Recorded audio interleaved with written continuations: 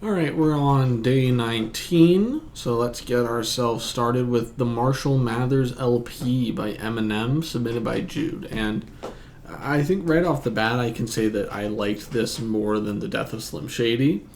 And I have a bit of a suspicion that The Death of Slim Shady is a companion or a foil album to the Marshall Mathers LP, in that I feel like stylistically and thematically, there are definitely some parallels between the two. Now, while the Marshall Mathers LP was not nearly as egregious when it came to the things I didn't like about The Death of Slim Shady, it still heavily incorporated them.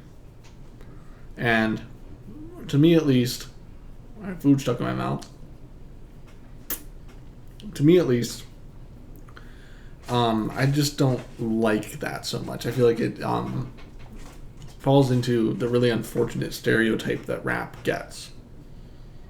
And I don't know if that's just Eminem's style. And if it is, I don't think I'm a huge fan of it. In terms of positives, it definitely had a much older feel. Not as produced, not as, I guess, conceptual. And Stan, everyone likes Stan. Stan's a good song. So I just don't think Eminem is for me. It's certainly an improvement on Death of Slim Shady, and I can still recognize his talent. I just don't like it. So the Marshall Mathers LP is a 4.5. Then we have One Man Army by Ensiferum, or Ensiferum, maybe, I don't know, from Kyle. And this was a perfectly serviceable, good epic metal record, and I enjoyed it. I like myself some metal, and while this kind of epic metal is not my go-to subgenre within it, I think it was well done for what it was.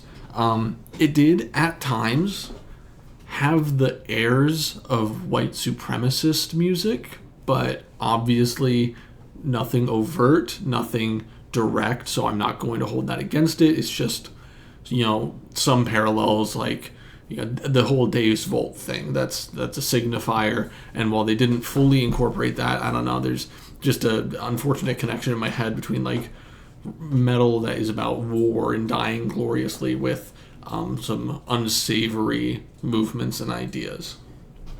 All of that being said, decontextualized, or not even decontextualized, just taking it as for what it is at face value, it was fun.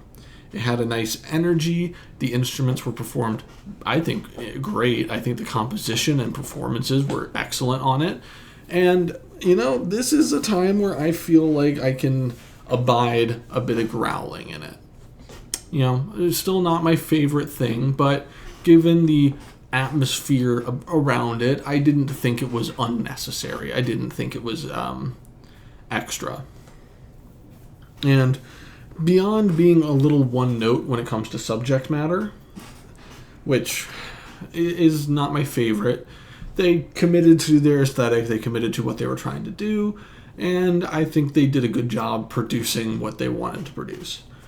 That being said, all of that together, I will say, I really loved the fact that the album ended with a bonus song that was titled Bonus Song and was just entirely about being a bonus song.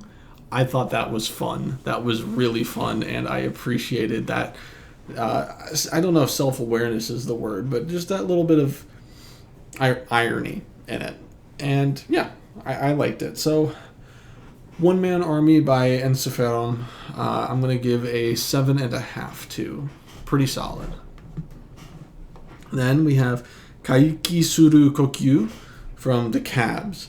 And I'm not going to call it bog standard Japanese rock. It certainly had a lot of elements of bog standard Japanese rock. That bit of shoegazy feel, the pretty clean instruments and the pretty clean performance, getting a little bit not even experimental, but eschewing more traditional like chords and progressions through it.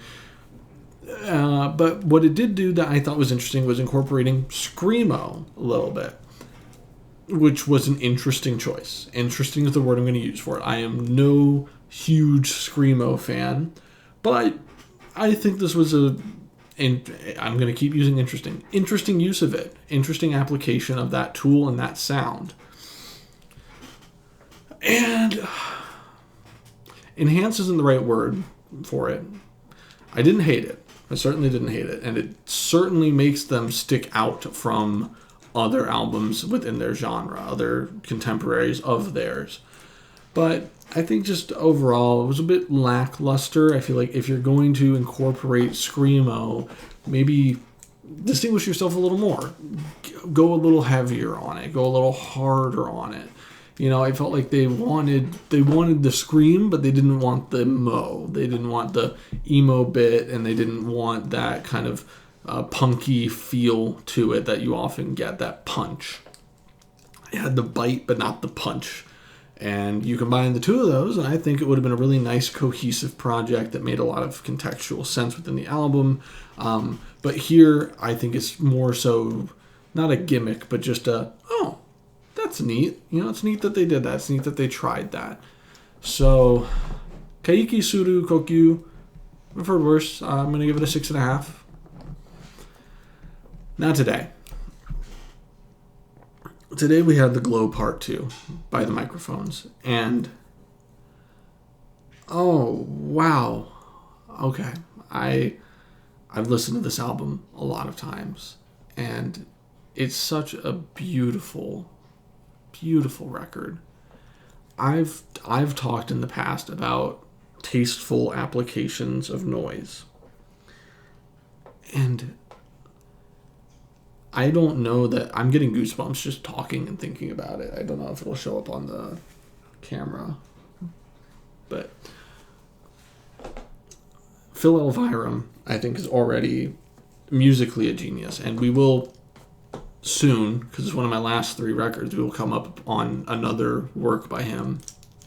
He is so absolutely talented at injecting emotion into his lyrics and performance. And him doing most of this solo, you know, that obviously makes sense, but his melodies and the sound does not need to be complex or dense or highly technical for him to be able to achieve such a massive emotional payoff. The noisy bits are the exclamation points, and you get them not really when you're expecting them. Like at the first song, sure, it's a little melancholy, but I wouldn't go on to call it sad. And it's a really pretty song, just really pretty acoustic guitars throughout. Gentle, easy song. And it goes into a bit of a fade, and then it explodes. It explodes with the most blown out percussion. The guitar motif repeated louder and louder, and it gets more and more, not chaotic, not hectic, just bigger, stronger. And then it goes straight into the Glow Part 2, which opens loud and calms down. He is so good at making those peaks and troughs throughout the album that make it flow. And flow it does. This is a double album, and it is oftentimes hard for a double album to stay interesting, to stay engaging. And he does it effortlessly. Not to mention the songwriting and the lyrics on it are beautiful poetry. He is just, he's a master of indie rock. And indie might not even be the right sound. Maybe indie folk. Whoopsies, I dropped my fidget instrument. Yeah, I could talk endlessly about Phil Elvira and the Microphones, but I will certainly have even more to say when we get to A Crow Looked at Me, which should be coming up in the next few weeks. That I'm gonna preface it with, if you're not necessarily in the best place, A Crow Looked at Me will either make you feel better or much worse. It is an absolutely crushing album. So remind you of that when it comes up. But The Glow Part 2, I think, is a 10. But comparing it with The Crow Looked at Me, it's not as emotionally impactful. But the sounds that are crafted on it are just so much more unique, so much bigger, and so much more powerful. It's open, it's proud, it's loud, and even in the happy moments, there's notes of melancholy. It's gorgeous. So yeah, The Glow Part 2 is a 10. I'll see you tomorrow.